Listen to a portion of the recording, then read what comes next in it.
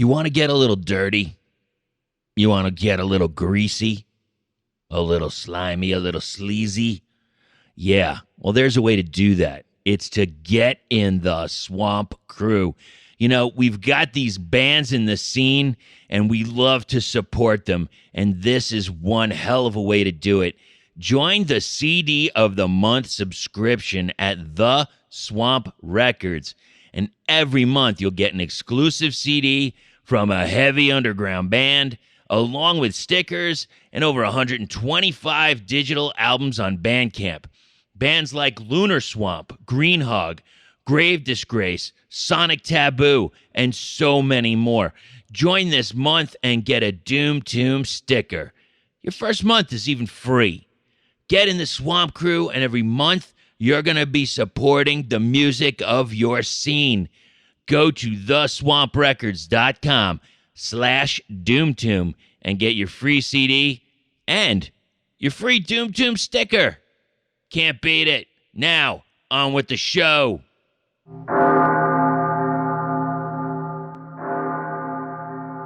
Hey, it's Melissa from Stoner Rich Radio and Records. Make sure you check out the best devil music show on the planet on Mixcloud and SoundCloud. And don't forget, you are listening to the Doom Tomb podcast.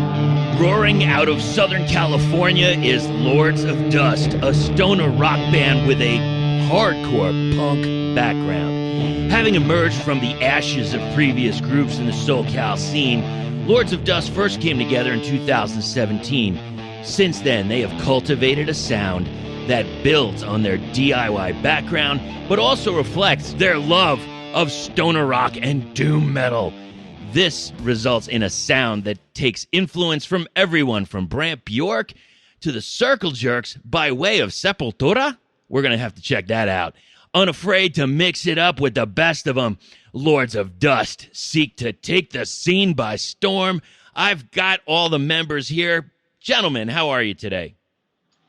What's up? What's going on? Good, man. How you doing? Doing great, guys. Thank you so much for getting back to me. I really appreciate it. You know, we had this plan a while ago, in April, I believe. That was the last time that I thought I was going to get a chance to see you. What was that? Okay, that date was March. Oh, it was in March 20th. Holy shit. Yeah, we played with Grail. Yeah, with Grail and Lucifer, Jupiter, Cyclops. Yeah, we were looking forward to that one for sure. Yeah, you helped us out a lot hooking that one up too, by the way. So big shout out to you, homie. Yeah, thanks, man. Thank you. You know, before we go further, could you please all introduce yourselves and what you play? I'm Tim. I play the buzz bass. I'm Mike. I play the drums. I'm Dan. I'm the vocalist. I'm Josh. I like to shred on the guitar. Interesting. All right, guys. So how long, I know it says you go back a little bit, 2017. That's obvious. So before that, we have this like hardcore punk kind of background. Can you explain that? Yeah, so we actually got together 2017. An old buddy of mine who I was in a band with before, they're called Albatross. Is it Albatross Overdrive? Yeah. Yeah, I know those guys. I was the original singer of that band, and right. The guitar player on that recording, he, some time passed. I think it was about 6 or 7 years. He called me up and was like, "Hey, man, I think I might want to get back on stage again." So we decided to start, searching out and reaching out to musicians that we knew, and we put this thing together, and we kind of just wanted to build on what we were doing back then, right? And ended up turning out to be sort of this new kind of coalescing of styles, and we never when we sought out when we started, we sought out to do whatever we wanted, mm-hmm. and we didn't want to stay inside of one sort of genre. We came up in this local scene in Southern California since the 80s. Right. And we've always been into heavy music and loud music and shit with attitude. Yeah. Like real heavy metal, man. Like that's what we're all about. And so anyway, 2017 we started this thing. Yeah. Found Tim through Craigslist, but we knew him. He answered one of our ads, and we were like, "Oh, we know you already." We had played with his other band in Albatross, and this guy was the drummer. Yep. Oh, no So kidding. this is sort of a story of two bands just kind of like parting ways back in the day, and then they come back. You know what I mean? It's like an old romance of sorts. Yeah, exactly. Exactly. Yeah. I remember playing shows with Dan's old band and just looking at him singing and be like, God damn it, man, why can't my singer fucking do this? I remember seeing Dan at shows and being intimidated. I was like, oh man, who's that guy? I'm like, we're playing with them. Well, the thing is, Dan, you know, and I was going to say it later, but I might as well just say it now. You sing with such conviction. Do you need to take a breath at the end of the show? I mean, Jesus, man, it sounds. Throw up. You know, I remember Cinco de Mayo? Oh, yeah. I went outside and puked my fucking Oh, brains so did I. out. Yeah. We're a band of throw up people. So. I get real physical when I'm singing and when I'm performing. It's part of the vibe on stage. It's very cathartic for me. It serves as sort of like an exit Absolutely. for a lot of things. So yeah, I try to physicalize as much as I can. You know. Absolutely. And, you know, I know that you guys were talking a little bit about, like, you had that hardcore thing, that punk thing before, and then you switched to a little more of the stoner doom, but it's always been a part of you. And I did see in a picture that you had that, unfortunately, you have to have a van add-on because you have so many more cabs. More cabs. Yeah, that's a product of the wizard over here. He's cab happy. If anybody has any bass caps out there that they want to get rid of, you can just hit up Lords of Dust. And we're willing to accept them. Guns and cabs. We need more. Really, we need more. Yeah. So now I know you've talked about a few of the members, but Mike, how did you get involved with Mike on the drums? Well, Tim actually reached out to me because when he started playing with these guys, like, I think he had worked on one song with them for like maybe 5 or 10 minutes, and they were like, "Oh, you're in the band." And then it was like, from that I heard it was like, "Hey man, you still talk to Mike at all?" And so that's pretty much exactly. That's how I heard it happen. Dan took me aside. He's like, "You're still talking to Blackwell, right?" I'm like, "Oh yeah." Yeah, and there we go. Yeah, and like me and Tim have played in 3 different projects together. The first time he actually auditioned on Craigslist for a different band I was playing in before Skyracket. We did that, and we've done like a couple other projects, but this is the first time he's ever hit me up for a project. Right. It's always just me like, "Hey Tim, want to play bass?" So he sent me a couple of phone recordings of just some riffs. You know, it's just the guitar with like nothing else. And I was like, "Oh, you know, that's pretty cool, you know," but like, I'm not sure I was getting the direct feeling that Tim was trying to relay to me. He was playing hard to get at first. Oh, here we go. Kind of you know, but like, it dawned on me. But to his credit, he came in with this like a pearl kind of alabaster 70s Ludwig kit. Yeah. Very nice. As soon as he fucking kicked the kick drum, I was like, "Oh man, this has to work." This guy right here. Yeah. Wow. Yeah. So as soon as he hit the kick drum, I was just like, "Fuck." And we played kind of a mid-tempo song, one of our slower songs. We played Lipa. Right. And he sat right in the pocket, and he turned up the intensity when he needed to. And man, from the gate, Andy was like, "This is the guy." So. And you know what? That comes across in the recordings because, you know, every once in a while I see something in a band where something's a little not off in the mix, but it's just like it's not as prominent as I personally would wish. Yeah. And everything is so upfront with you guys. It's exactly what I want to hear. And it's personal, but being on the amount of downloads, this Spotlight episode I did a while ago, incredible that it got the most amount of downloads of any of the other bands that I did a quote unquote spotlight on. People want this kind of music. It's pure and simple. And I don't know. I mean, it's part the work ethic. It's the talent, But also, as I'm looking at you guys, it's some of the stuff you got behind you. Tim, if you want, can you just give me what you got as a rundown? Yeah. Starting off, a whole shitload of bass cabs, obviously. A bunch of 12s. I like the 12-inch speakers for bass. It's a little bit different. You get a little bit of best of the both worlds of the 10s and the 15s. Slightly different tone, than most bands you see. Right. I like to have my tone a little slightly different than most people. Listen to like Motorhead. That shit is not your normal bass tone. I'm like, I want something like that. Right when you hear something, you're like, I know who's playing that. Exactly. Kind of stuff like that. But as far as my guitars go, JML.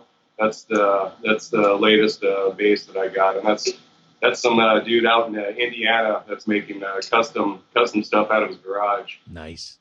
This dude is badass, man. He makes stuff for the band Torch, for the band Monolord, a whole bunch of other bands. But it's like he, for the heavy scene, this dude's really good dude to check out. But other than that, I got another Tele bass that I put together myself. Some DiMarzio pickups, all the same shit that I have in the JML. Kind of keep the same tone, different body style. I got a Brimstone crossover distortion. That's what my main tone is throughout almost all of the songs the whole time, and then a dark glass head that I'm actually running both cabs with, and for things like 2 pounds. It's fucking amazing. Now you said you're looking for stuff. Shout out to if somebody has something to sell out there in California. What are you looking for? Obviously old Sun stuff. The Sun stuff, the beta bass is always fun to play through. It's hard to find these days, though, because everybody wants to scoop them up. Right. The cheap 810 cabs. You find them for a few $100. I want one all beat up. Some 10s or some 215 cabs, stuff like that. You can never have enough, Chris. Yeah. Too much is never enough, is what I've been told. more low end. Is what, you should see this guy's fucking drum collection he's got in the front, dude. So we're right there. Let's talk about it. What do you got, man? All right. Well, for recording, I picked up this 70s Ludwig on Thanksgiving Day from some guy who was flying back to France. Nice. And that was the one I showed earlier. And, it's the classic, 3-ply maple Ludwig shell. It was when I bought it, it was 13, 18, 24. And then I also have this old marching drum that I turned into a tom. No kidding. 1940s Slingerland. What? And when mic'd up as a tom, it sounds great. And I ended up throwing some wood hoops on that 18-inch floor tom, and that was like a sound. And we got to recording this, and I was using my DW kit, actually. I have a 2000 Collector's Series. Right. And I was using that at rehearsals because it's a little bit louder than the Ludwig, but the Ludwig always sounds great recorded. I mean, it's the reason why you always go back to that sound. I ended up picking up a 16-inch floor tom, but it sounded kind of dead, so I wasn't able to use it. And I'd use my buddies, but then I later put on some different floor tom brackets, and it sounded amazing. And even right now, I got this PDP kit behind me. I'm not sure if you can see it or not. I can see it. Yeah, there you go. That's kind of like my beater, touring kit. Sure. Play outdoor shows. That's what I'm going to use. This is one of the things I love, and it's one of the things that's so indicative of the scene is you taking the time, you're finding exactly what you want to create the exact sound you need. All right. So indicative of the scene. One thing that you love. Oh, it's just that you guys you're curating your own sound, which is fantastic. That was one of the things that. Well, okay. Just to touch on something that you were talking about earlier, we're not doing anything new here. You know what I mean? As far as these riffs and the style that we're playing in, or the genre that we're trying, we're not. There's nothing new under the sun. You know what I'm saying? Well, I've heard your music, and I'll point it out when I get to it. I swear to you. Yeah, no, I know. We appreciate it. We appreciate it because we really like to let our influences shine. Right. And so but you know, the sort of caveat to that is that, you know, we do definitely strive to have our own sound and have it be a little bit unique to reflect, you know, where we're from and kind of the vibe that we're trying to go for. Absolutely. So, All right, so we've got one more gentleman to talk about the rundown, but before we do, yeah, Yeah, there he is. Hey, what's up, brother? how you doing? Pretty good. All right, so what do you have? Okay. Where do we want to start? I'll start with the strings. I got myself in 2012 Les Paul Deluxe, and I have been playing it since 2012, and it shows. Right. It's kind of something that I've fucking grown up on, and I'm, you know, thinking about being buried with the guitar, but that'll happen later. If you can get a maybe like a guitar case coffin, do they make those? Is that possible? I'm sure they will very soon. They make mushroom coffins. Hey, and of course the obligatory Kiss coffin is also available. I was going to say Kiss would probably produce one for you. Oh, for sure. Yeah, right? Yeah. Yeah. But from there, I go straight into a tuner, into a Crybaby wah. I've been thinking about trying out some different wahs. I got running into a black tea distortion for a Pharaoh fuzz, and from there into a super fuzz by Voodoo Labs. And that's kind of the main sound for what I'm using with these guys. And then I'm planning on adding more, but all I have right now is a carbon copy by MXR. That's all that I have on the board. I'm definitely going to add more. And then that's all running into this fucking beast, the Snakeskin Soldado in 84. Nice. Look at that. I know people can't see it right now, but trust me. Yeah. It goes to 11. Yeah, literally. The knobs, the printout literally goes to 11. So That's the 50-watt rattler right there, dude. yeah. That's a song off our next album coming up called The Reclamation, just so you guys know. Oh, coming out soon. Looking forward to it. Looking forward. Now, who is That's the next record. We got nothing coming is out. soon these days. who's using the Blackbird pedal board? Oh, that was Andy. Okay. So COVID hit. I mean, I don't know if you guys want to segue into this, but Yeah, go ahead. all right. So the guy on the recordings that you guys are listening to, or whoever's listening to them, because they're getting listens, which is great. That's fucking amazing. Yeah, My friends ain't listening to them. Fuck my friends. Yeah, we're super appreciative of all the listens that we get. Yeah, so the guy who's playing guitar on that's the guy I started the band with. His name is Andy Robinson. Mm-hmm. And he's in the band. His wife basically started the band. She called me and was like, hey, maybe call Andy or something. So anyway, we went into the studio. We recorded these. It was like 8 songs. I think it's 8 songs, right? Yeah. Or 8, 7 turned into 8. 7 turned into 8. We got one song in there called The Grand Corridor. It's kind of a slash Temple of Dust. We're gonna get into that one, man. That is like an epic. That's a journey track right there. Yeah, it's a 10-minute track. That got turned into 2. So we split it up on the album. The album hasn't been released in any sort of physical form. Like, all the songs are just on there as far as they're on there as singles. Basically because Todd from Ripple Music, we listened to a lot of I think that's his name, Todd, right? Yeah, Todd Severin. Yeah. Okay. Yeah. We listened to a lot of his Instagram posts on, he tries to help out the scene a lot outside of his record label that he puts out. Right. And we listened to a lot of advice from Matt Bacon. He's kind of in the scene, and he's got his tentacles through all these other festivals and stuff like that. So we've definitely tried to listen to some of those guys and what they're talking about. Sure. And I mentioned on one of his Instagram posts that it was a good idea that we release all the songs via singles until we got signed. That's sort of the DIY kind of vibe. Right. We've always wanted to do things on our own. We've always wanted to produce our own music. We're getting into recording our own music now. Next week, we're actually going to go to a skate park with a 10,000 watt generator that this fucking guy and me picked up at some fucking. That's a different story. That's a Don't get into it, but it's shady. Yeah, I mean, that's fine. We won't name any people.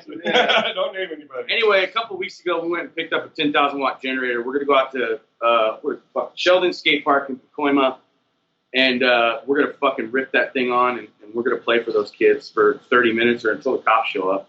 I hope you were going to record that. I need video. I need audio. I need all of it. And everything there. We're not. This is going to be the first of many. Yeah, we're not going to wait just no looking more. for outdoor places. Now Hey, to start so playing. John Gist from Psycho Smokeout. Shout out to Sean. Shout out to Matt Bacon and shout out to Todd from Ripple Music. But John Gist, he just got over coronavirus. Yes, he did. And we're really, really happy that he made it through coronavirus. Because that shit is no joke. Yeah, we're not one of these groups of people that believe that it's fucking fake and all this shit. Yeah. But COVID hit, and it just seemed like the world turned off, man. It did. And Andy, we weren't playing, and we were practicing, and we're trying to get this next record off the ground.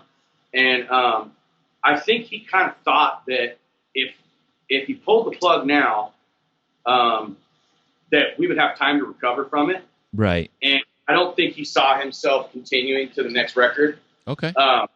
So he kind of told us that he was going to bow out, and we were bummed, but we decided at the end of the day, we kind of sacrificed, us three, we kind of sacrificed a little too much to kind of let it go. Yeah. Yeah. So we decided to keep it rolling. Here. Decided to keep it rolling, and we miss Andy, and but it's we're gonna keep it going. So we started the process of reaching out again, right? Other guitar players, and I think the third guy that showed up was this kid. He just walked in like it was kind of weird. He had this sense of confidence about him that I didn't understand at that time. You know what I mean? Right. He came into the room, and Mike actually said this post-hop, but he came into the room, and from the minute he struck the first chord, it was the same feeling I got when Mike hit the drum the first time, and then that first 5 minutes when Tim hit the bass strings the first time, it was just like, man, this is the guy. He fucking plays like us. Yeah. He moves like us. The kid was singing the fucking lyrics to my songs during the first take of his audition. Hey, that's preparation, man. Yeah, that sold me big, and right out of the gate, we were, I was all for it, and the boys wanted to, they kind of wanted to just see, where the process was going to take us and who we were going to run into. Sure. Because we all kind of felt that the band deserved it, to try out a bunch of guys and see who really wanted it bad enough. You know what I mean? I hear you. Yeah, and like you say, when you know, there's a band out here in Arizona that is going through that, and even one of the people that that was going to come down to the studio and check, try out or whatever. He told him before, he's like, I'm the guy. And, you hear that and you're just like, sure. All right.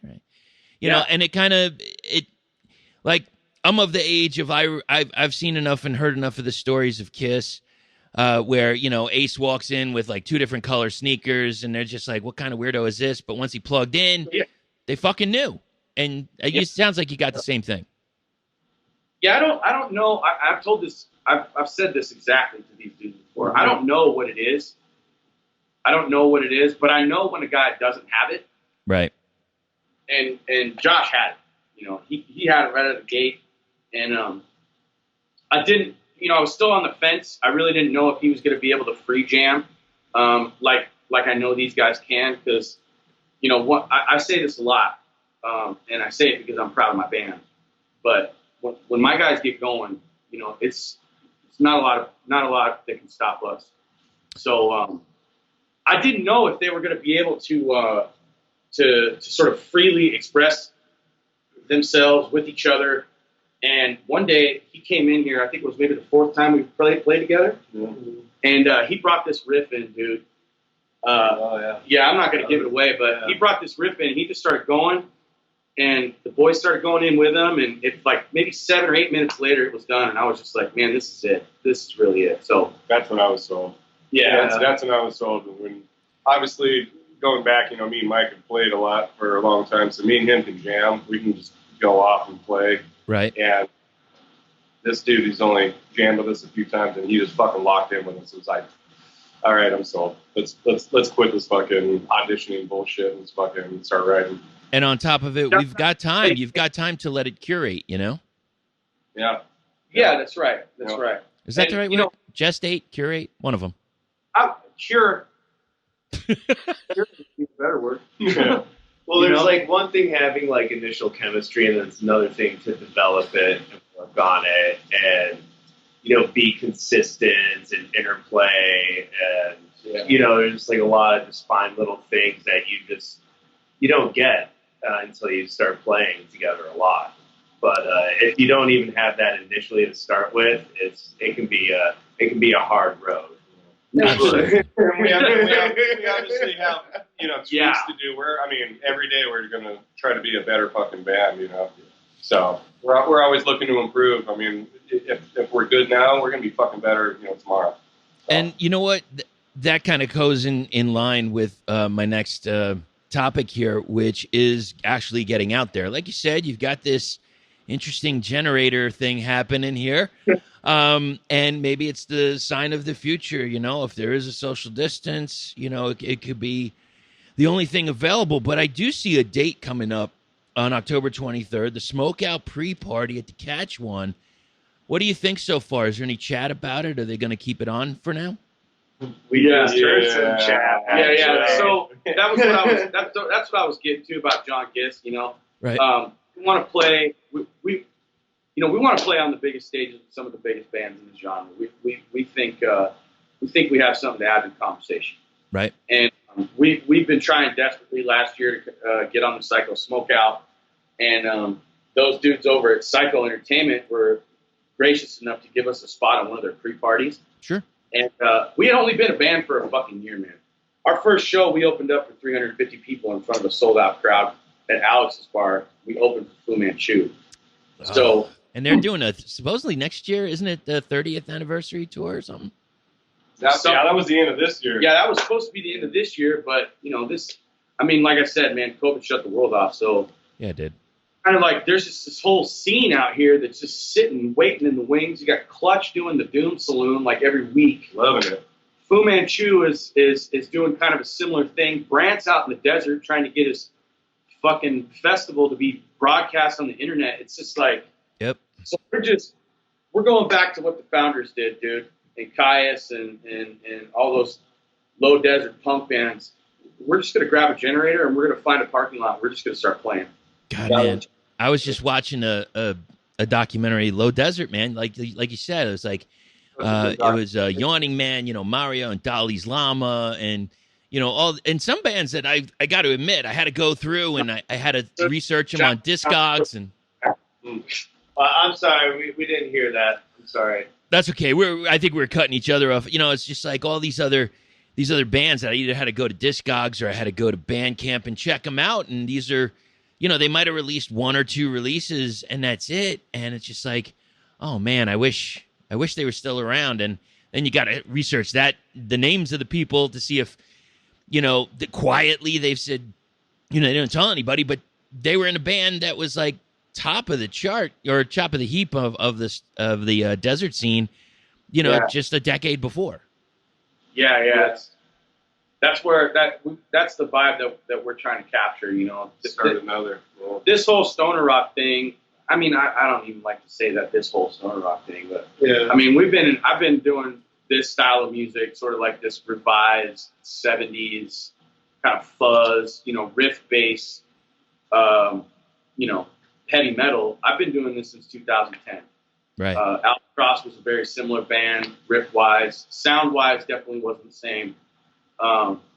But this whole kind of resurgence, happened in Europe, and you know, they're kind of feeding off of this influence from the desert and all these desert punk bands and stoner rock bands, you know, Sleep from the 90s, and obviously, you know, they're in there and everything else. But, you know, we were sitting back kind of going, well, we're fucking from here, man. Like, this is our style of music. We grew up on Fu Manchu and Caius and all those bands. And so we definitely want our sound to reflect that. I feel like I'm kind of fucking rambling, but. No, I totally get you, man. It's, you know what it is, what you're doing? It's not as much rambling as it's passion, and that's fucking important. If you don't have passion, why bother? You're at a record store just talking the fucking ear off of the guy who's selling you a record. Well, because I think this was in reference to the Generator show, right? And doing it like that style. How they did it there's a whole history. And like to me, like I almost kind of want to go like the Black Flag Fugazi route. You know, just really putting on your own shows. Yeah. And like even when venues come back, it's just like, do we have to play a venue? Yeah. I'd rather put on a show by myself because, you know, Live Nation bought every cool club in the fucking nation. Right. Trying to get a monopoly. And then a few months later, this pandemic hits, and I was like, good, fuck you guys. Yeah. And then they released a statement saying that they're only going to be paying headlining bands. You know, so I mean, it's like, it's already rough enough to be an up-and-coming band, but just to even just like step on them, just kind of squeeze even more out of them, I had no idea. So, yeah, dude. okay, Yeah, dude. all right, so hold on a second. Wait a minute.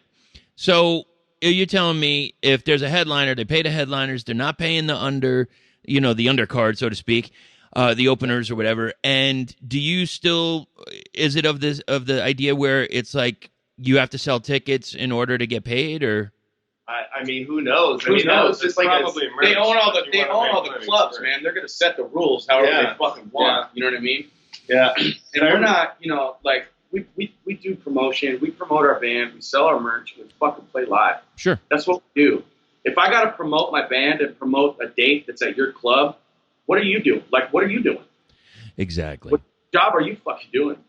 So anyway, that's a sore subject. So Yeah. anyway, God, I hope we get shows after this. But Oh, yeah. Oh, dude.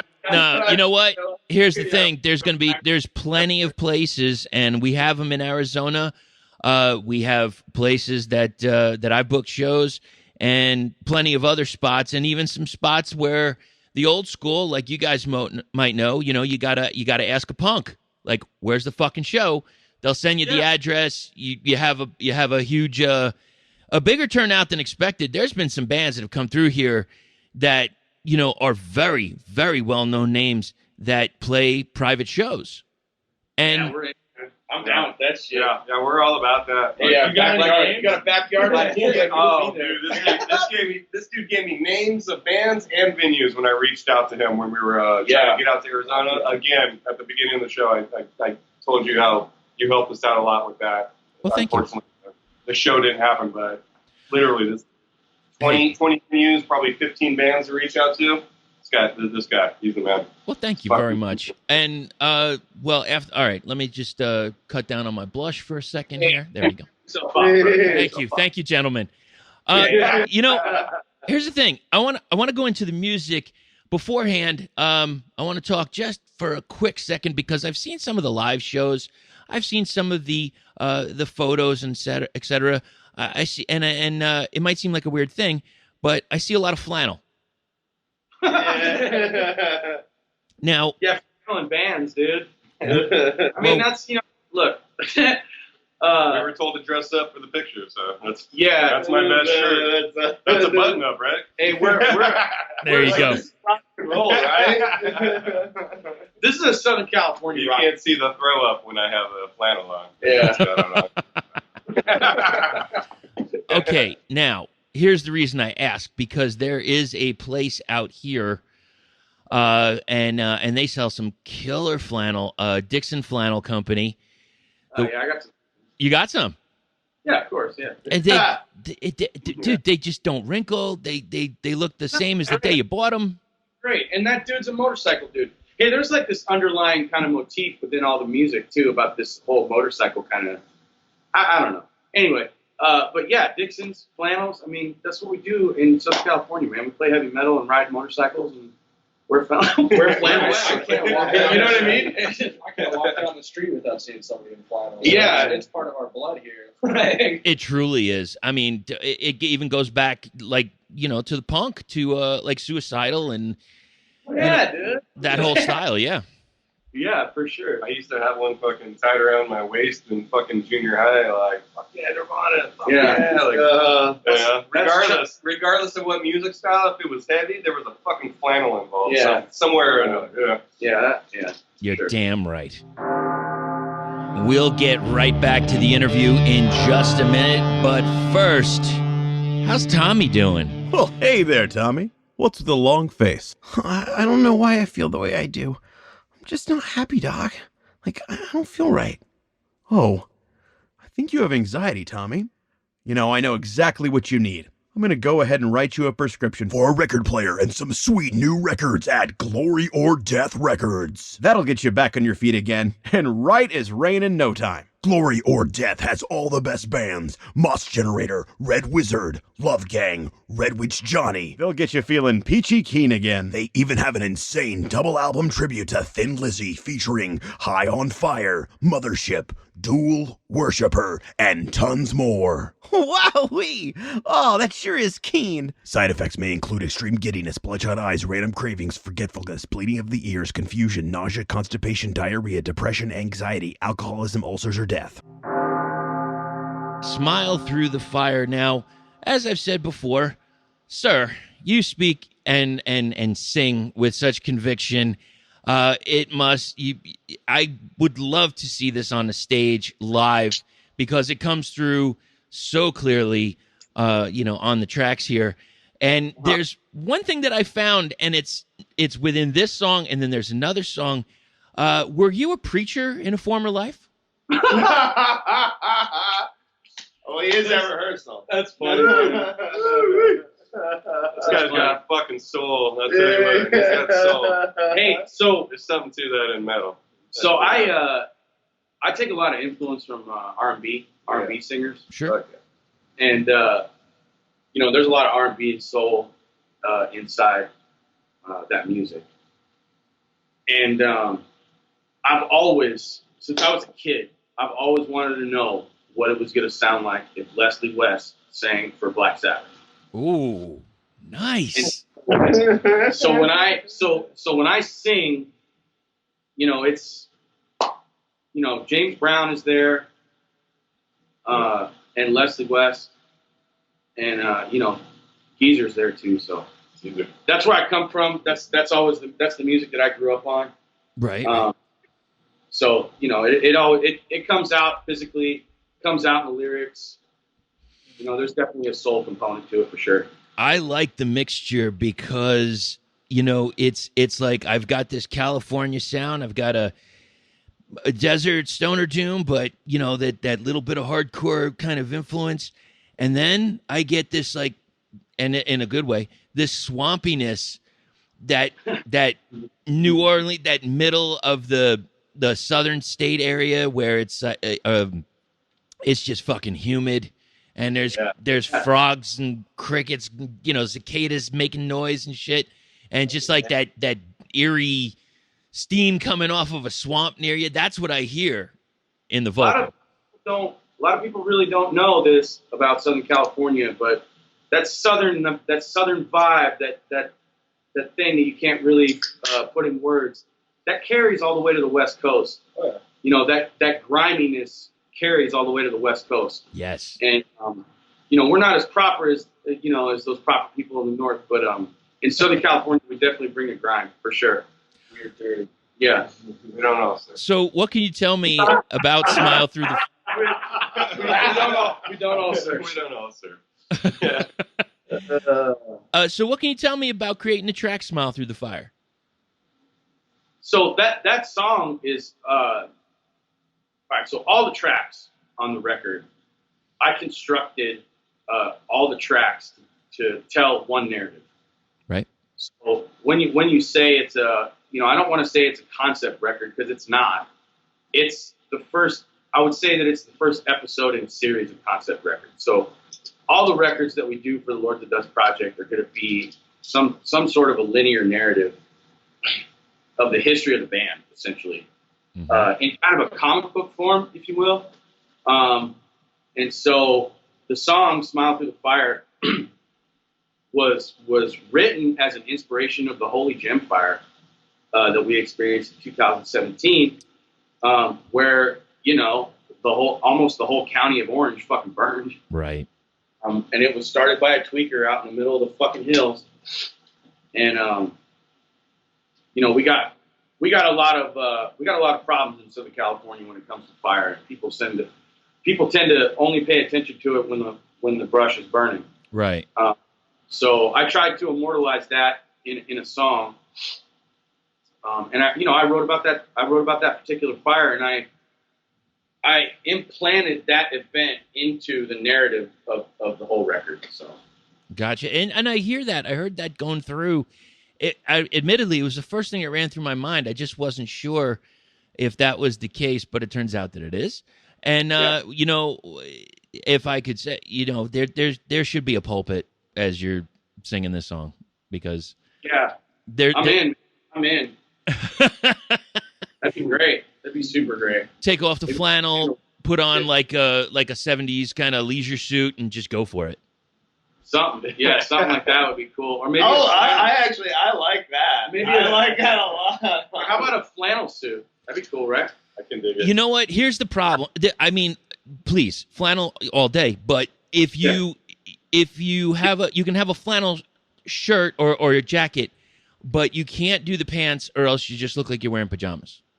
Yeah, I was gonna say you should see me at nighttime. You look like a weird golfer. Making toast at like 12 at night, petting my dog. I'm wearing fucking flannel pants. What are you talking about? Yeah. So the next track here, is it Khalifa? Is that how you pronounce it? Yeah, Khalifa. We've got, now I don't know, I'm kind of confused because I don't know if I'm talking a little more in your concept of this is like a love of California, if there's a little bit of a weave in and out of a female, but I do know that the guitar just kind of takes over a little on that 305 mark, and that 327 mark just hits, and it is just bombastic. I love it. Yeah. Bombastic. We wrote it as kind of a groove, kind of a mid-tempo groove. Right? You're right in that Khalifa is a character in that narrative. She's a love interest of the lead character in the narrative. And she's sort of a pyromancer. The song sort of describes a period of time in her life when her loyalty was questioned, and how she prevails through that. Right. She's also, Khalifa is actually the figure that's depicted on our album cover. I don't know if you've seen that on our Instagram, but I'm looking. We actually hired a fantasy artist by the name of Tehani Farr. Amazing artist. She's world renowned. She did Creator's record label or record cover. Right. She's produced art for big graphic novels and shit like that. So I found her on Instagram, man, and I was like, I need this woman to paint me an album cover. Oh, there. Yeah. Oh my God. Look at that. Holy shit. Yeah. Wow. She looks like that's a little bit of trouble right there. Yeah, that's Khalifa, man. That's Khalifa. She's my dragon. You know what? Not for anything. Let me hold on a second here, because I'm looking through this. This kind of fucking sucks. I feel like I don't know what the algorithm is, because your stuff should be coming in my feed every day, and I haven't seen like any of these posts. So I don't know why, but maybe. Yeah, I know. It's fucking technology, man. I'm telling you. It might be shattered. I don't know. Well, I'm going to hit a few here just to make sure that you start coming up in my feed, because I didn't see that. That was one thing I wish I would have seen before, man. That is a killer piece of artwork. So is that the artwork that's officially going to be on the release? Yeah, when you buy the first Lords of Dust record, the first 12-inch, because we're only gonna press. Our physical copies are gonna be vinyl. Sure. We haven't decided. Right? Yeah, we're not gonna do CDs or anything like that. We haven't really decided how we're gonna release them. We've talked about maybe doing a limited release of just 7 inches with 2 songs apiece with different art on each one. We've kind of thrown that idea around, or just get it all done in one shot with a color with a color disc and then the 2-side, sleeve. But yeah, that's when you buy the Lords of Dust album, when it does come out physically, that's going to be the album cover that you get for sure. Thank you for that. And thank you for bringing that to my attention, because now I can see if I'm going to try something with this algorithm here. So I like a few of these. I want to see if it keeps coming up in my feed. If not, I'm going to have to search you guys out, because I don't know why it's not coming up. I don't know. I can't figure it out. Either way, I'm sorry. Okay. Here, Dan, now I'm fucking babbling. See what I'm saying? Yeah. Yeah. So that's the character that's on the cover is Khalifa. Right. She, there's a lot going on the cover that I can explain on the website, or whoever wants to know or whatever, they can ask me some other time. But there's a lot of things going on in the cover. I use a lot of symbols and I use a lot of metaphor in my songs and things like that. So, I'm a big fan of Neil Fallon from Clutch. Yeah. And if you've ever read that guy's lyrics, man, I mean, that guy's it's a maze trapped inside of a maze, inside of an enigma. It's like another rock and roll preacher. Right? Yeah, he's been such a big influence of mine, and so I try to encrypt as much as I can, take people down the rabbit hole a little bit. Yeah, why not? Open up the mind a little bit. Yeah, it's fun. It's a fun way to write. Not enough people are. Yeah. True. And you know what? Love you, baby. There's so much music out there that's it's copy and paste now that nobody's putting any soul or any hard work into it. That seems like it happens over time with certain genres, and then there's somebody that comes along to break through and give something new, which I think is something that you guys are doing. But we go to this next track here, and it goes straight up balls out rocker, man. Dusty Haze. This is like one of those crowd pumping songs, you get in the crowd. I could almost like smell the sweat coming off of somebody from this kind of music just pumping out. You got a killer solo at around the 2:10 mark with the drums going off at the same time. And the beauty part is it kind of slows down a little at the end, giving like this audience, like, here's your rest now. You worked hard. You deserve this rest. Yeah. Time to pick each other off the fucking floor. Fucking, all right. I owe you a beer. I'm sorry. I'm sorry I fucking spilled your beer. So we definitely make these. We enjoy making tracks that are lengthy and involved and have a narrative aspect to the lyrics and things like that. Right. We're just like any other rock and roll band, man. We love those bangers. And this is definitely one of those tracks. Tim came in with it, and we wrote it. It was one of those things that happened, just boom, boom, boom. Yeah. And we love playing it live, and it's definitely one of the cornerstones of our sound, I would say. Yeah. And I mean, I would like to say this too. Like, aside from that one and Electric Jungle, those 2 songs were pretty much written as a band. And you can kind of really hear it in the tracks, I think. Right. And I feel like a lot of this stuff was kind of like Dan and Andy had been working on it, and then later with Tim before I even kind of came in. So there was a lot of work done on this before I even showed up. And you kind of hear the freshness in some of the performances and stuff because of it. Absolutely, you can. There is that, and you're absolutely right. There is that feeling where it was like, we know this is together. It's ready. Let's put it up, boom, and do it. And I swear that comes across. But we go into this next track, which you were telling me earlier. I guess you're going to split it up, and it makes sense because the Grand Corridor / Temple of Dust. We've got a long, almost like a 3-minute intro. You have some organ in there a little bit at around the 4-minute mark, and it goes off into this kind of trippiness, which changes stuff. I mean, it's an epic track. It goes all over. At 6:40 mark around there, you got this huge fucking scream that you let out, and even around the 7-minute mark, there's this almost like this desert kind of chug that I really love. I don't know what did I say something wrong? This song doesn't seem like it never lets up. Oh, it just keeps going. Yeah. Yeah, it's like the Lord of the Rings, you know?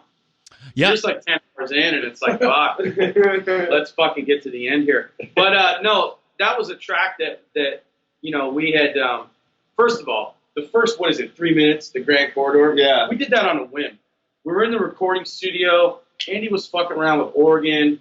You know, he really wanted to get out there. Yeah, no, he was just like, I remember the whole time when he was talking about, like, you know, those, like, volume swells like that going on.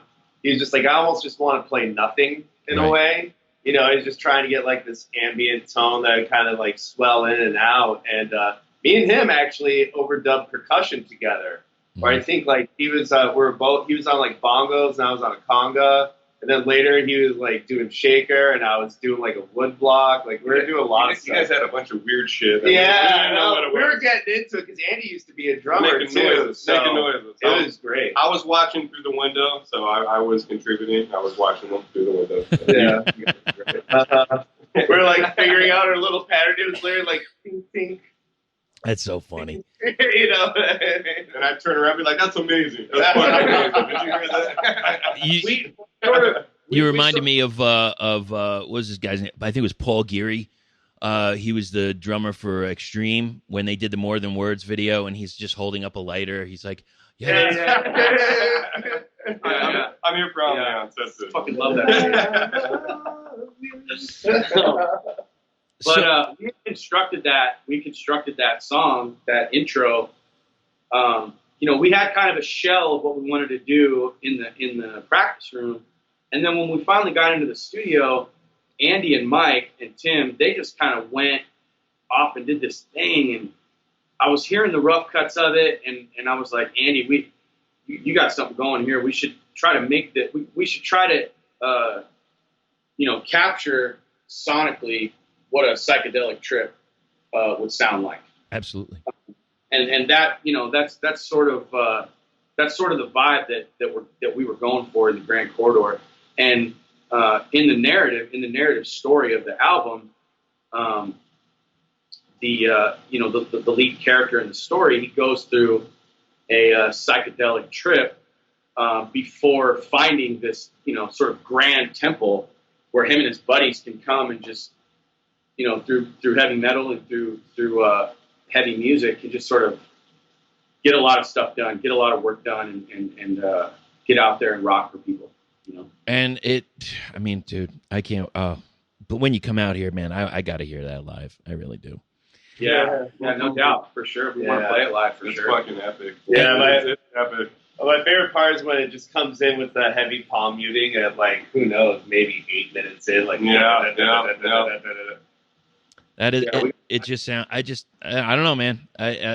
This is gonna be, if you're putting all these songs together as the album, it's fantastic. I mean, I don't know if you're gonna add or more. We'll discuss that a little later. But I want to go to this next track, "Awaken the Smoke." We've got what I feel is like almost an homage to the desert scene, and there's another part that I feel I get that little preachiness, that preacher sound, and then at the end, is somebody doing some kind of throat singing? Yeah. So so that song, throat. Yeah, that song is the lead track on the album. When we do press a physical copy, that will be the first track on the album. The intro is the main reason for that. Right. That sets up the narrative that goes through the whole record.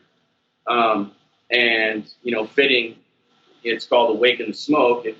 I don't really know, you know, where. I know Andy came up with that title, "Awaken the Smoke." Mm-hmm. You know, that might be an homage to sort of the, I don't know, some of the origins of the band might be a little drug related, but Sure. actually Andy never smoked weed, but Man, weed's not a drug anymore, by the way. Yeah. And I that's hear right. Arizona's That's right. about to pass that to where you guys can fucking have it too as well. So Is that true? We've got dispensaries out here, but, you know, you need to go to a place and say, you know, I have a bad headache or something. Oh, yeah. One pot. I heard it's going to get passed this year though for recreation. Yeah, good for you guys. So Yeah, that's good. that means we're I'm coming. happy for We're that. coming. We're coming for yours. Hey, Joe Arpaio also lost another election, so fuck that guy. Yeah, dude, we've been watching, and yeah, he's a fucking character, all right. But there was I don't know. I saw 3 people. I can't remember but one guy. I mean, it's like if he didn't look like some like boss hog looking motherfucker, like He looks just like him. I don't know, man. It's ridiculous, and so I was just like, all right, so is it official? Arpaio is out? Yeah, no, he lost another election a couple days ago. So. I didn't know. I knew it was like it was too close to call. It was like 36% to 37%, and swapping back. It was very, very close. Which I could be wrong, man. I don't know. Well, whatever. Either way, Yeah. I'm sure by the time this comes out, it'll be settled, which will be very soon. We'll make a on the internet about it too. Oh, fucking Whatever, dude. can of worms there. Fucking bring 'em on, bro. So, electric, not to please, if here's the thing, this is what's killing me lately is like, you can have an opinion. It's fine. Enjoy it. And I don't have to like somebody else's opinion, but I can respect that they can have one. And even as ignorant or as foolish as it may sound, to me, you can have it. I don't have to agree with it, but we could still have a discourse, Yeah, no, we get it. And Yeah, I think that's a big part of it. So either way, Electric Jungle, we got something. We got the bass and the drums coming out kind of blistering here. And it's funny for me because Electric Jungle, After the Smoke, or Awaken the Smoke, I feel like there's like, here's the freedom, here's something that's not really a freedom. What can you tell me about Electric Jungle? Because you've also got this like trippy interlude going on. Yeah. So that lyrically, that song. All right. So there's a tradition for old R&B and soul bands, like real bands, like live R&B. Right. They'll have this interlude section of their live performance. Well, they'll go and they'll introduce the whole entire band. Sure.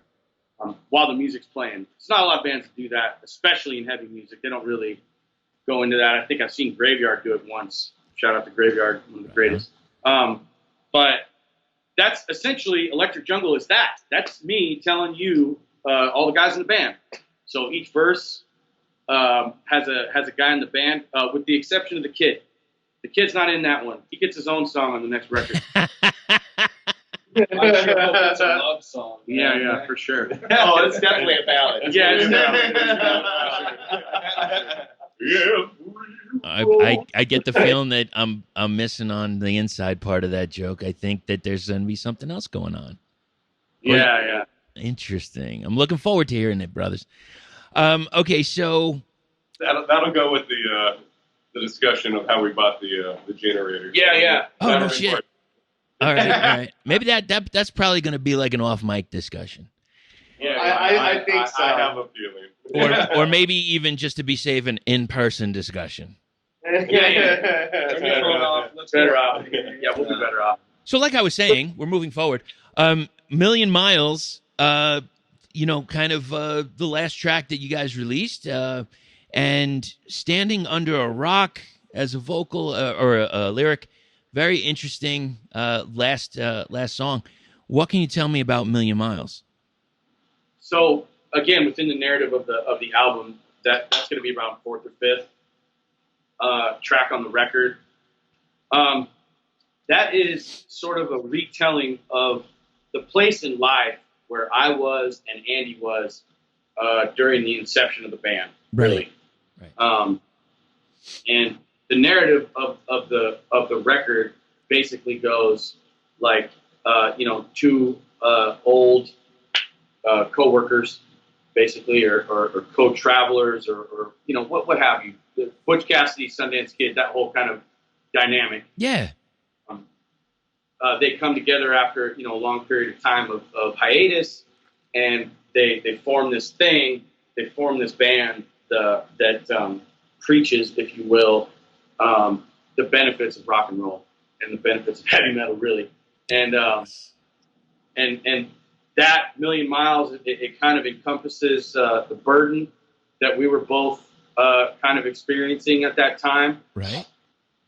You know, it starts off with an homage to father figures in general, not so much my personal or his personal father figures, but the proverbial father. You know Sure. what I'm saying? I got you. Yeah, Well, standing under a rock, million miles away, separation, that whole thing. I really like that, and it goes back to what we were talking before about the lyrical content. You know, it's like you can weave it in and out. You know, I mean, personally, I felt a bit of a longing from this track. But I love taking my own interpretations, and then when I get to hear it, it's just the same. I don't know. It's really interesting to me. And yes, I can't get my words out right now. You heard it. So okay. Thank you for going over those tracks. Now, if are all of these tracks going to be on the release, or are you putting some of them on and adding others for this upcoming release? I think what we're going to do is we're going to keep these 8 songs and put them out on the record. And then, you know, we wrote and recorded the album almost as soon as Mike got in the band. Yeah. We went into the studio. I think it was 2 months. Yeah. Am I wrong on that? No. Yeah, 2 months. That's when we Yeah, okay, started. so 2 months we mic'd this guy's drums up after we were, you know. And like we only rehearsed like once a week. You know what I mean? Yeah. Right. So we're not really a whole lot of prep time. So we wrote, recorded, we played some shows last year. COVID hit. Andy left the band, and we got this guy. Mm-hmm. There he is. You know, and In Walks the Kid is one of the next songs that we're going to be writing. And you know, that next record is basically about, you know, one of our founders leaving, and the fact that you know, this kid just kind of barrels through the saloon doors and picks us up by our hair and says, "You're coming with me." So That's awesome. that was sort of the vibe, and we definitely want to capture that in the next record. No, the next one's gonna be a barn burner for sure. Yeah, It's a lot of gonna be rock, high octane, a lot faster. The riffs, I think, are going to be a little simpler too. Although we do have one right now already that we're kind of getting out there on. Yeah. So the psych element will definitely be there. That old blues kind of Robin Trower, mojo kind of thing is definitely going to be in there too. Sure. And You know, obviously, I'm curious because I've heard some people release some things actually astoundingly quickly during this pandemic going on. Do you feel that being kind of, you know, I mean, I'll be honest with you, I'm locked up. I go out for food and et cetera, like to the store, but I haven't been to a restaurant. I obviously haven't been to a club or a bar. I haven't really gone out anywhere, and I don't feel like I'm changing a whole lot yet, but I'm not also creating music like you are. Do you feel that it's changing a musical direction in any of the tracks? okay, so are you referring to maybe the fact that we're kind of locked up, that things might get slower? The way we're writing. I don't know. Maybe, you know, it could go either. Yeah, it could go either way, or like even in the sounds, like, you know, I have some people. Honest, there's you know, some people are introverts, and they'll be like, "I'm fine at the house, man. I don't have to ever fucking leave." And I work from home, fantastic. And other people, like, they need that interaction with other people to you know, to get themselves by, or you need to have certain people to bounce things off of. Now, I know you four can do that amongst yourselves, but do you feel any of that? You get my vibe? I can definitely comment on that one. I'm kind of an introvert, extrovert, where, okay, I'd love going to the bar after work and just staring at people. I'm like a barfly, watching people doing their thing. Sure. Obviously, I can't do that now, so I'm at the house, you know, drinking a couple beers, and then now I'm sitting playing some bass, and next thing I know, I'm writing all of the fucking time now, instead of staring at people at the goddamn bar. And it's one of those things where maybe this fucking virus thing kind of put my life back into, you know, good perspective where I don't need to be at the bar, you know, staring at people all the time. I can be at the house coming up with some real good shit. And that's what I've been doing. Yeah, Tim has actually been bringing a lot of good shit to the table. Like we got like 4 or 5 of his on deck right now, and they're just all stoked for it. And you know, me and Tim have talked about this before, where he doesn't really like in the projects that we've been in, he doesn't really write any of the material, you know. Right. And it's been one of the cases where he's been bringing a lot of material to the table, and I was just like, I also felt like, well, this is like the music you're like born to play, and like I mean, it's just like right in there. Like, why is this so easy to fucking? To me, the riffs just keep coming out. Yeah. And I think it's because it's fucking right. It's passion, you know. That's exactly it. Now, I'm curious. I don't know if we touched on it, Dan. Do you do the majority of the vocal? I mean, the lyrics, or is it like a group effort? Do you have a concept and the guys chime in, or?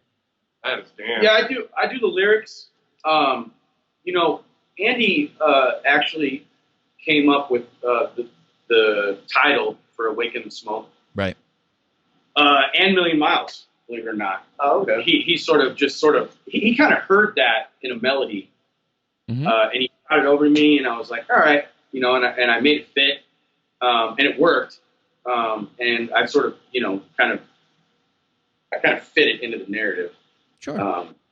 And so, yeah, you know, the way I construct the lyrics, you know, it's sort of a blue collar approach. I kind of build it.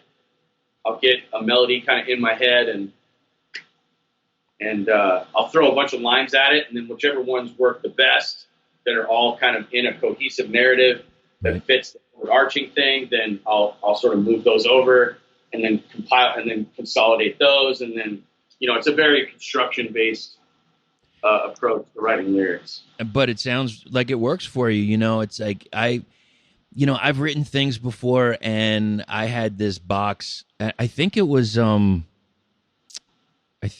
Guns N' Roses that kind of actually gave me the catalyst for it. Believe it or not, there was a quote or a lyric in Yesterday. It's like time fades the pages in the book of memories or something like that. And I remembered that, and I was like, well, I need a box. So I take a box, and if I felt there was a lyric or something that I thought could be like even something part of a poem or something, I would just write it down, and I would throw it in the box, and I would look for inspiration, you know, to see what I could create. And I mean, I've never done any of that otherwise. I just like writing stuff out. Yeah. It's a creative. Yeah, it's creative. So guys, I want to thank you so much for hanging with us, but oh no, go ahead. I'm sorry. Oh, I'm sorry. No, I was making a stupid joke. Like when you said you were going to make a Guns N' Roses reference, I thought it was going to be My World.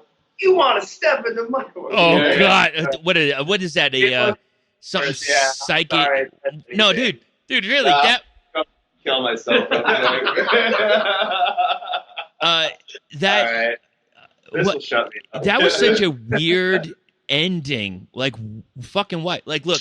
Don't get like the first album. I forget what Coma, of Use Your Illusion, the other one. And I thought that was such a killer track. I don't know if they've ever played it live. I don't think I've ever seen them live, play it live. But that is such a strange, weird thing that he would have put on, or they would have put on. I have no idea why that happened. I don't know either, man. He was making a lot of strange decisions, like Don't Cry. You know, it's like. I like this song a lot, but man, dolphins in this song. The alternate version I had for lyrics, it's so good. We should put that out as well. It was like get it done, man. Okay, all right, Axel, whatever you want to do, man. And I think one of the tracks that really took me, and I think Izzy Stradlin did it, was Double Talk and Jive. Oh, I love that song. That's like the best one on there. Yeah. It's so short, and then you got the vocal, but then he goes off on this really interesting solo, comes back to almost like an acoustic to end it out. I think that's one of my favorite tracks off of Oh, it's amazing. That's not really. Yeah, I always liked That was on Use Your Illusion 1, right? Yeah. The green. I mean, excuse me, the orange and yellow. Yeah. Honestly, I love like the first few songs coming like right next door to hell. And like, you know, I was just like, I love all taking that. me back right now. I love man. all You're that taking me shit, back. you know. Oh, fuck. A perfect crime, like, oh man. Oh, you know what? I got a good story. I got me and my cousin got fucking arrested for a couple hours after going to the Guns N' Roses and Metallica concert. Yeah. Use Your Illusion, which fucking Oh man. Motorhead opened up for Oh them. fuck yeah. And then Andrew Dice Clay fucking was there as no, well. it was like the MC or something. Yeah, it was between like Metallica and Motorhead, and then I was at the Rose Bowl. And then the following day, the concert was so good. Me and my cousin go to Sears and try to steal all of like the Guns N' Roses and Metallica CDs that we didn't have. And we got fucking caught. And literally the mall security guy was just like, he got my last name, like Tim Boris. He's like, your brother's name is Jeff, right? I'm like, yeah. And he's like, yeah, I went to high school with him. So it was like, God damn it. It was just like, I got busted. I got beat up by my brother, my mom. You making me look bad, fucking family. I got so drunk when I saw them when they closed out their tour in San Diego. I was talking to my girlfriend the next day. It's like, man, I just really wanted to hear Patience. She's like, you were singing along. I was like, oh, okay. Anyways. That's funny, man. Yeah, there's, you know, Yeah. GNR, cool. Yeah, GNR, cool. Yeah, sure, absolutely. I just it catches me where it's like they had two huge albums, like, and I mean huge in terms of the length, and the amount of material, and it's like I think it could have been compressed to one. Really, there's a lot of tracks that I'm just. There's a lot of fat to trim off of that one. Yeah, there's some fat you could trim off, and even like then you get something like. Bad Obsession, where it's just kind of bluesy-ish, and I don't know. I enjoyed it, but I could just, even when I remember old days of. I'm sorry. Go ahead. Oh, I'm sorry. I didn't mean to talk. That's okay. Over you. That's okay. Go. No, please finish. I'm sorry. No, it's just like even when I was old days before, you could burn a CD. You have your tape and. You just put all the special tracks that you want to hear on one tape, and it comes out to about one album to me. Yeah. It's true. You're absolutely right. It's the very middle of the road, like that. A song like Bad Obsession. Now, did you ever hear the demo of November Rain? No. Okay. This is such a weird thing. I might have only on cassette. I was thumbing through radio stations like everybody did. I think as a kid, you're looking for music, or is there a pirate station down somewhere between 88 and 92, on the FM dial? And I found this station, and they played a demo of November Rain. I think the regular track's about 9 minutes or so, or somewhere around there. And this was maybe a 3-minute song. And it was just Axl and a guitar. And there was it wasn't orchestral, it wasn't epic. It was just a straight track. I wish they would have done that track, personally. I mean, granted, the solo for November Rain's fucking huge. It's awesome. But I just I wanted that compact 3-minute song. And then when I finally put it out, and I'm like, does this end? What's happening here? This is it's almost like too much for me. Oh yeah, especially when they play it live too, because like I had friends who saw the show like the night or two before, and they were telling me about it. It's like, you thought November Rain was long? He's like, there's a 20-minute intro for the intro. So as soon as I saw the piano come down, I went up, got beers, went to the bathroom, came back, and they had just started the intro. We all know that's not an easy process. Absolutely nothing, man. Only the live bathroom. All right, guys. Well, thank you for that. And I know we had some technical glitches. We'll try to clean that up. And if we can't, fuck it. Whatever. What? Guys. It's Corona glitches. Yeah. It's weaving into our internet. Thank you guys so much. I really appreciate your time. Now, where can everybody find everything Lords of Dust? Lordsofdust.com. That's sort of like the central hub for everything we got going on. You can buy merch at Big Cartel. We got some shirts left. We're getting ready to do another merch run real soon. But you can go to Bandcamp. We're available on every single streaming service or every internet platform that's out there, man. You can download us on Apple iTunes.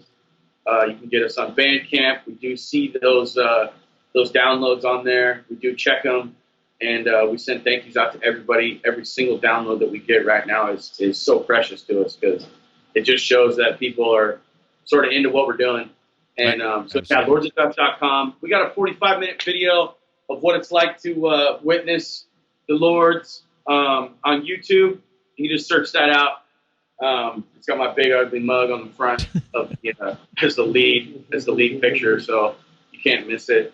Other than that, man, we're on the internet. You know what I mean? And we're coming to a skate park near you. And for this interview, what was the beer of choice? Dusty Hayes. Oh, no, for this interview? Oh, Tecate. But it is a good time to plug Tecate for the party. Yeah, Dusty Hayes. We partnered up with a local brewery, the Santa Ana River Brewing Company. Big shout out to Mike. Big shout out to Mike from the Thanks, Santa Ana Mike. River Brewing Company. I weave the brewery into the narrative of the lyrics. So he gets a big shout out.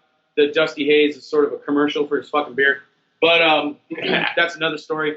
So yeah, man, we got our own beer, Dusty Hayes, available with Santa Ana River Brewing, and yeah, we just delicious. it's delicious. Are we Great. gonna have a Dusty Hayes merchandise anytime soon? Yeah. We're gonna try to get some. We're gonna try to get some Sixers on the merch table for when we come to AZ. When we come to the Yucca Tap Room, hopefully they'll have us. I'm sure they will. Yeah. We'll probably show up with a generator and just go. Yeah. We'll play their parking lot if they want. Any band that wants to fucking camp out for a weekend and do some generator shows, fucking hit us up. That's what we're all fucking about. Let's fucking do this. All right, guys. Thank you so much, and we'll talk to you soon. All right. Fuck All right, man. cool, man. Thank Thanks, you, man. guys. Hey, appreciate it. Fuck yeah. Take care, guys. Let's hear from Mucho Printing. Yeah, what's up, big dogs? This is Mucho Drums here to tell you a little bit about my new company, Mucho Printing. Now, I played in multiple bands for several years, and I know how important it is to leave your mark after any show. Even before hitting that first note, you want the crowd to know who you are and remember who's responsible for the sore necks the next morning. Presentation is an important factor in any band's mission to the top, and that's where we come in. Fully printed backdrops, removable bass drum covers, mesh cab covers, flags. These are just a few products that we can offer to you. We're based out of Los Angeles, California, and can ship anywhere in the United States. More importantly, our goal is to help promote bands off the stage as well. With every order, we'll post pictures of the prints, along with info about the band and any other advertisements you'd like us to include. Please check us out on Instagram and Facebook by searching Mucho Printing. Send us a message for any details. Hope all of you are staying safe, strong, and powerful out there. And remember, you win some, you lose some, but nothing beats getting some. Cheers, my friends. Thanks to the guys in Lords of Dust. Yes, we were going to do the interview back in April. We couldn't get it done, obvious reasons. So we figured we should get it done over the phone because who knows what's going to happen in the future. I think it's time that we should hear a track. Here is Dusty Hayes from Lords of Dust.